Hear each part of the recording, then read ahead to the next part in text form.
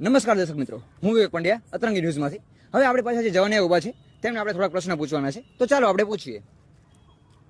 શું નામ આપનું? મોહિત. આ તમે શું ખાઈ રહ્યા છો? પાણીપુરી. મને તો માવો દેખાઈ રહ્યો છે.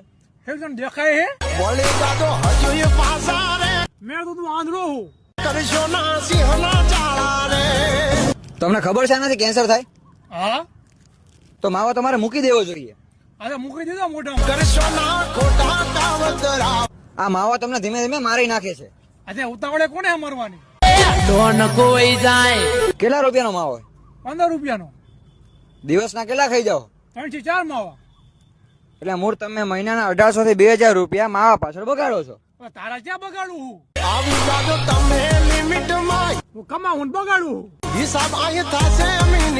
આ તો તમે 1800 થી 2000 રૂપિયા નો બગાડો ને તો ભવિષ્યમાં તમે આવું એક્ટિવા ખરીદી શકો છો.